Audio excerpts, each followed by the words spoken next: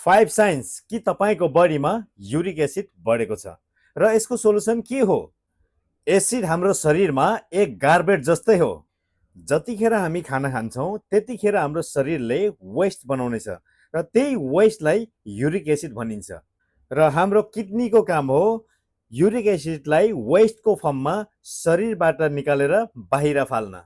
र जतिखेर हाम्रो शरीरमा ज्यादा वेस्ट हुन्छ त्यतिखेरको समयमा हाम्रो वेस्टलाई फाल्नको लागि किडनीलाई धेरै गाह्रो हुनेछ र त्यो समय यानि कि किडनी एकदमै विक भएको समयमा हाम्रो शरीरको वेस्टहरूलाई बाहिर फाल्न सकिरहेको हुँदैन र त्यही समयमा हाम्रो शरीरमा ज्यादा भन्दा ज्यादा वेस्टहरू बढ्दै बढ्दै जानेछ र त्यो समय हाम्रो शरीरमा कस्ता कस्ता सिम्टम्सहरू देखा पर्न थाल्छन्।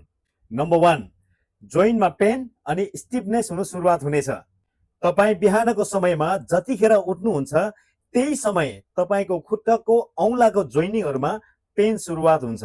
यो एकदमै क्लासिक साइन हो युरिक एसिडको। बढेको युरिक एसिड क्रिस्टल बन्नेछ र त्यही क्रिस्टल गएर तपाईँको जोइन्टमा स्टप भइदिन्छ।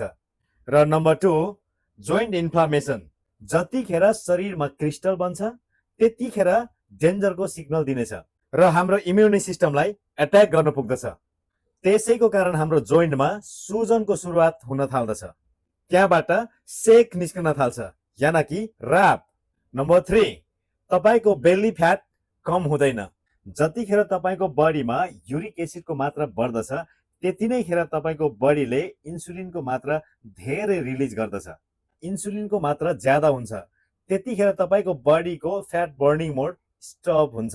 इनफ्याक्ट तपाईँको बडीले फ्याटलाई स्टोरेज गरेर राख्न सुरुवात गर्दछ। विशेष गरी यो स्टोरेज हुन्छ बेली र अर्गन्सहरूमा। नम्बर 4, तपाईँ सारा दिन एकदमै थकित महसुस गर्नुहुनेछ। एसिडको कारणले बडीमा इन्फ्लामेसन सुरुवात हुनेछ।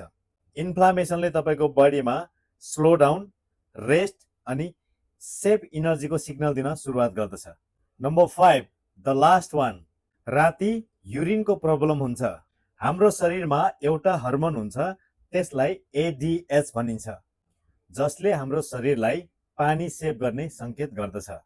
जतिखेर युरिक एसिड ज्यादा बढ्दछ त्यतिखेर सिग्नलमा प्रब्लम सुरुवात हुन थाल्दछ। त्यतिखेर बार बार वासरुम धाउनु पर्ने हुन्छ। अब युरिक एसिडलाई कसरी ठिक गर्न सकिन्छ त्यसको लागि तपाईँको दुईवटा गोल हुन जरुरत छ। 1, युरिक एसिड कम बनोस्। युरिक एसिड त्यतिखेर कम हुनेछ जतिखेर तपाईँको खानामा सुगरको मात्रा कम गरेर फाइबरको मात्रा बढाउनुहुन्छ। नम्बर 2, किडनीलाई यो मद्दत गर्नुपर्दछ कि युरिक एसिडलाई बाहिर फाल्नको लागि। त्यो मद्दत त्यतिखेर मिल्नेछ जतिखेर तपाईँको शरीरमा चाहिने पानी प्रशस्तै पिउनुहुन्छ र सँगसँगै 2-2 घन्टामा खाने तपाईँको ह्याबिटलाई बन्द गर्नुहुनेछ। किडनीलाई ब्लड क्लिन गर्नको लागि टाइम दिनुहुनेछ। यदि तपाईँलाई पनि युरिक एसिड छ र नेचुरल वेबाट समाधान चाहनुहुन्छ भने निर्धक्क साथले मलाई इनबक्समा मेसेज गर्न सक्नुहुनेछ। मोर अपडेट नछुटाउनका लागि लाइक, शेयर, फलो जरुर गर्नुहोला।